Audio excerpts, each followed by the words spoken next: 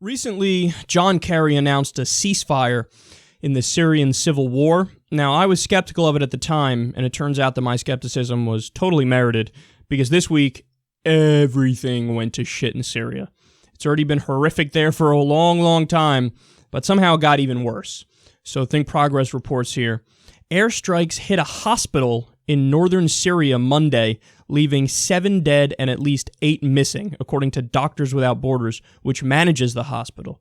No one has yet claimed responsibility for the attack, but both Russian and Syrian planes operate in the area where it took place. A second hospital in Maarat, al-Noaman, was also hit by airstrikes on Monday, killing 3 and wounding 6, and in Azaz, located in the northwestern province of Aleppo, 2 more hospitals and a school building housing displaced people were also hit by airstrikes on Monday. Those attacks killed 15 people and wounded up to 40 others. So they say in total, 4 hospitals were hit in a single day. Okay, there is no accident there. That's deliberate. And they say, like I just mentioned here, a school as well was hit. This is deliberate. This isn't by accident. You don't just accidentally hit 4 different hospitals. So Doctors Without Borders is apparently, which ran some of the hospitals, they're apparently under attack everywhere. They're under attack in Yemen with Saudi Arabia bombing them with our weapons that we give them.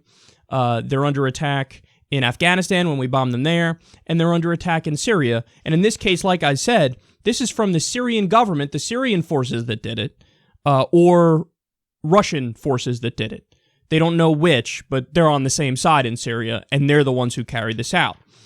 Now, at the same time that that's happening, Vice News reports, quote, the Turkish army shelled Kurdish militia in northern Syria for a second day on Sunday. Selma Irmak, a Turkish MP, said, Erdogan uses ISIS against the Kurds. He can't send the Turkish army directly to Syrian Kurdistan, but he can use ISIS as an instrument against the Kurds. He has a greater Ottoman Empire in his mind. That's his dream, while ISIS is one of the instruments to achieve it. Oh boy. So, we're looking at the biggest clusterfuck of a war imaginable. Because when you really boil it down and break it down to what's happening there, you have Syria, which is run by Assad. He's a Shia Alawite. You had the Sunni uprising in the Arab Spring to basically try to overthrow Assad. But Assad has had Syrian forces on his side, been fighting the war the whole time. He also has had help from Hezbollah in fighting this war, and then obviously Russia came in to back him because Russia has business dealings with Assad. And then on the other side, you have, along with the Sunni uprising, you have ISIS, you have al-Nusra Front, which is al-Qaeda in Syria, you have other jihadist and Islamist groups that are backed by Saudi Arabia. Now you have Turkey getting kind of directly involved here. And also, by the way, I should note that Kurds are now on the side of Assad, which is weird because there was Kurdish repression under the Assad regime. But they realize, oh my goodness, if Assad falls, what replaces him could be worse. It could be, basically Al-Qaedistan or Jihadistan, essentially. So they say, okay, even though we're Sunnis and we're oppressed by Assad, we're going to flip and fight with him. And then obviously with Turkey involved, Erdogan always hated the Kurds. There's always been brutal repression of the Kurds in Turkey. He's now, as they say, they're using ISIS in order to try to expand his influence and his reach. And he's also allegedly buying oil from them and has business deals with them. Oh, it is fucking ugly, man.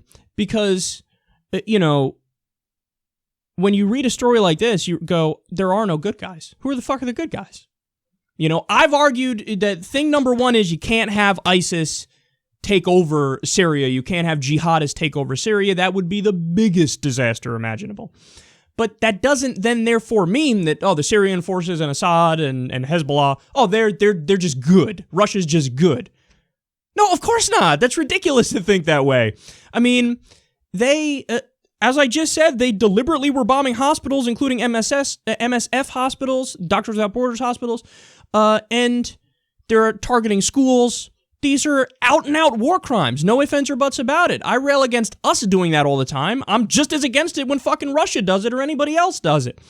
So you have just a dire situation for people in Syria.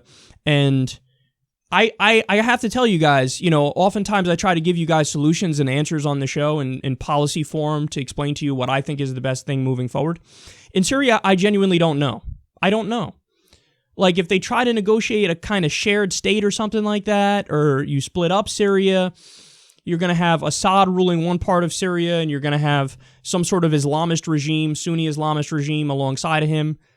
Is that a solution? I don't think that's a solution. Is it a solution to just have Assad in power?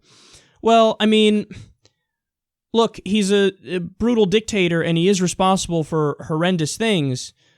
But is the war ever going to end if Assad's still in power? There's a point that no, it won't. It's just like the bug light for all Islamists and jihadists in the world to go there and then continue fighting, and the Syrian people are caught in the crossfire. So is that a solution? I don't know. So what other alternative is there? I don't know what other alternative there is. I know that I've said from day one, you can't make the same mistakes of Iraq, which is you topple the strongman dictator who was a brutal and terrible guy, but he stabilized the region. That was Saddam. If you do that in Syria, is it likely if you topple Assad that a worse thing will fill the vacuum completely? Yeah, that's possible, if not likely too. So I don't know what the answer is. I mean, it'd be best if you had, the Syrian side and Hezbollah and Russia just stop committing war crimes in order to try to achieve the goal of giving the rest of the country back to Assad. But that's pie in the sky silly thinking. They're not going to do that. So then you're down to one side, which has ISIS and al-Nusra, which is al-Qaeda, and Islamists and jihadists trying to take over a country. The other side, they're not jihadists, but they're committing war crimes. Look, man, all I can say is I'm fine with the U.S. Giving humanitarian aid, if you will. I'm fine with the UN playing a role to alleviate the worst parts of the crises here, but I've never seen a better example of a time where we should stay out if we admittedly are against both sides. Our government hates Assad because Assad is aligned with Iran and Russia. They're our enemies, so no matter what, they can't have it. For business reasons, they can't have Syria. And for us to align with the Islamists and the jihadists, that's obviously the worst thing imaginable as well. So, look, man, stay out, and whatever's going to happen is going to happen. All you could do is help the refugees when they flee within reason. You don't want to take in any people with horrific backgrounds that you know are going to pose a problem, and give humanitarian aid. But outside of that, I don't know what the answer is, and I don't think anybody does.